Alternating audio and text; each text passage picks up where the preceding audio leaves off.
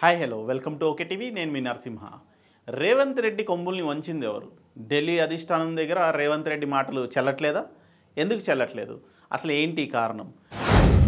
Mahabub Nagar MP స్థానం తర్వాత మల్కాజిగిరి తన సొంత స్థానమైన మల్కాజిగిరి స్థానంలో ఓటమి పాలైన తర్వాత నుంచి సీనియర్లలో బలం పెరిగింది. ఎందుకంటే ఖమ్మం, నల్గొండకు సంబంధించి భువనగిరి సంబంధించిన ఎంపీ నియోజకవర్గాలలో ఎంపీలని వాళ్ళు సీనియర్లు గెలిపించుకోవడం ఉమ్మడిగా.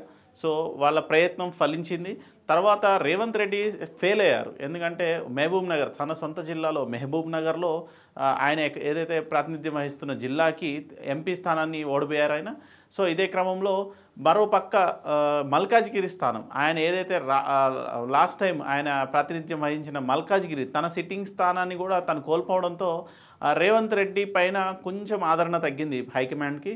సో సీనియర్లలో అంటే రేవంత్ రెడ్డి ఒక వర్గం అయితే ఇంకొక వర్గం బట్టి విక్రమార్క, కోమటిరెడ్డి వెంకటరెడ్డి, కోమటిరెడ్డి రాజగోపాల్ రెడ్డి, ఈ వర్గం ఏదైతే ఉందో ఈ వర్గం కంప్లీట్గా బలపడినట్టు తెలుస్తుంది.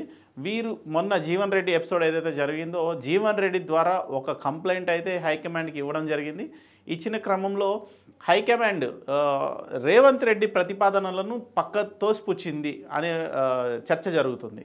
ఎందుకు తోసిపుచ్చింది అంటే అక్కడ రేవంత్ రెడ్డి అసలు సంబంధం లేని అంటే సీనియర్ కాంగ్రెస్ లీడర్స్ ఇచ్చిన ఒక లిస్ట్ ఏదైతే ఉందో ప్రేమ్ సాగర్ రావు గారు అవ్వచ్చు, లేదంటే కోమటిరెడ్డి రాజగోపాల్ రెడ్డి అవ్వచ్చు, వివేక్ వెంకటస్వామి, వినోద్ వెంకటస్వామి, ఇట్లా వీళ్ళ పేర్లతో సీనియర్ లీడర్స్ వెళ్తే ఇక్కడ రేవంత్ రెడ్డి దానం నాగేందర్ లాంటి వాళ్ళ పేర్లు తీసుకుని వెళ్ళడం, వీటన్నిటిని చూసిన తర్వాత హైకమాండ్ కొంచెం నిరాశతో ఎందుకు ఇలాంటి టైప్ ఆఫ్ డెసిషన్స్ తీసుకుంటున్నారని రేవంత్ రెడ్డిని గట్టిగానే క్లాస్ పీకినట్టు తెలుస్తుంది. సో ఇదే క్రమంలో సీనియర్స్ బలపడడం దేనికి సంకేతం? అసలు రేవంత్ రెడ్డి కొమ్ములు వంచింది ఎవరు? ఈసారి రేవంత్ రెడ్డి మాట చెల్లట్లేదు. మంత్రివర్గ విస్తరణపై పెద్ద చిక్కే వచ్చి పడింది. కాంగ్రెస్ బీఫామ్పై గెలిచిన వారికి మాత్రమే మంత్రి పదవులు ఇస్తామంటూ సీఎం రేవంత్ రెడ్డి క్లియర్గా చెప్పేశారు. అయితే ఇదే మాట మీద ఉంటారన్న గ్యారంటీ అయితే కనిపించడం లేదు. ప్రస్తుతానికి సమస్య సద్దుమణిగేలా చేయడానికి ఇలా అని ఉంటారనే చర్చ కూడా జరుగుతోంది. మంత్రివర్గ విస్తరణతో కాంగ్రెస్ పార్టీలో కొట్లాటలు మొదలయ్యే ఛాన్స్ కనిపిస్తోంది. పార్టీ అధిష్టానం దీన్ని గుర్తించింది. ఇన్నాళ్ళు తలవంచుకొని వెళ్లిన సీనియర్లు ఇకపై అలా ఉండరనే విషయాన్ని అధిష్టానం గమనించింది.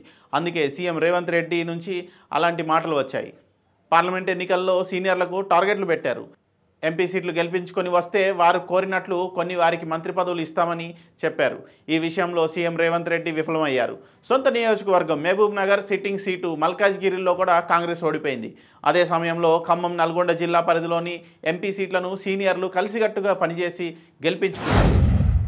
ముఖ్యంగా రేవంత్ రెడ్డికి సన్నిహితంగా ఉండే చామల కిరణ్ కుమార్ రెడ్డి టికెట్ ఇచ్చినా గెలిపించుకుని వచ్చారు. దీంతో ఇక తాము కోరిన వారికి మంత్రి పదవులు ఇవ్వాలని బట్టి, కోమటిరెడ్డి, ఉత్తమ్ కుమార్ రెడ్డి పట్టుబట్టారు. ఇదే సమయంలో సీఎం రేవంత్ రెడ్డి కూడా ఒక జాబితాను అధిష్టానం ముందులో ఉంచారు. సీనియర్లు ప్రతిపాదనలకు రేవంత్ రెడ్డి ఇచ్చిన పేర్లకు అస్సలు పొంతన లేదు. పైగా సీఎం రేవంత్ రెడ్డి ఎన్నికైనప్పటి నుండి ఆయన చెప్పిందే నడుస్తోంది. ఇకపై అలా ఉండదని గట్టిగా చెప్పుకొచ్చారు సీనియర్ లీడర్లు. అందుకే ఈసారి రేవంత్ రెడ్డి తగ్గాల్సి వచ్చింది. కాంగ్రెస్ సీనియర్లు అడుగుతున్న మంత్రి పదవులు ఎప్పటి నుంచో పార్టీని నమ్ముకున్న వాళ్లకు, పార్టీ ఎమ్మెల్యేలుగా గెలిచిన వారకు అనుకుంటుంటే సీఎం రేవంత్ రెడ్డి మాత్రం వలసలను ప్రోత్సహించి కొన్ని పేర్లు తీసుకెళ్లారట. 2 జాబితాలను పరిశీలించిన అధిష్టానం వలసలపై అంత సుముఖత వ్యక్తం చేయలేదు. వేరే పార్టీ వాళ్ళను చేర్చుకోవడం ద్వారా పార్టీలో మొదటి నుంచి ఉన్న వారికి అన్యాయం జరుగుతుందని తేల్చింది హైకమాండ్. కానీ కాంగ్రెస్ నుంచి గెలిచిన వారికి మంత్రి పదవి ఇస్తామంటే కుదరకపోవచ్చు. అలా అయితే హైదరాబాద్ పరిధిలో కాంగ్రెస్కి ఎమ్మెల్యేలే లేరు.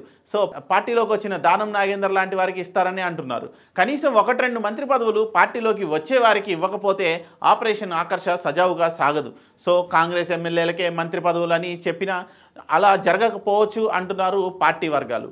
చూడాలి, రేవంత్ రెడ్డి నిర్ణయాలు హైకమాండ్లో ఇక చెల్లకపోవచ్చు. ఎందుకంటే రేవంత్ రెడ్డి మాట చెల్లకపోవచ్చు అని అయితే సీనియర్లు గట్టిగా వాదిస్తున్నారు.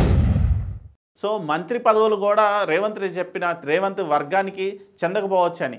దీనికి ఒక చిన్న ఉదాహరణ, అద్దంకి దయాకర్కి సంబంధించి ఒక మినిస్ట్రీ ఇస్తానంటే సీనియర్లు అందరూ మూకుమ్మడిగా దాడి చేస్తున్నారు. ఎందుకంటే ఒక పక్కన గడ్డం వివేక్ సేమ్ కమ్యూనిటీ, బట్టి విక్రమార్క సేమ్ కమ్యూనిటీ. ఒకవేళ వీళ్ళిద్దరికీ మంత్రి పదవులు ఆల్రెడీ బట్టి గారికి మంత్రి పదవి ఉంది కాబట్టి గడ్డం వివేక్కి ఇస్తే పీసీసీ అద్దంకి దయాకర్కి ఇద్దాం అనుకున్నా కూడా 3 పెద్ద పదవులు ఎలా అదే కమ్యూనిటీకి ఒకే కమ్యూనిటీకి ఇస్తారని చెప్పి ఆపుతున్నారు. దీనికి అంతరార్థం ఏంటంటే రేవంత్ కోటరీ ఏదైతే ఉందో అది బలపడకూడదని.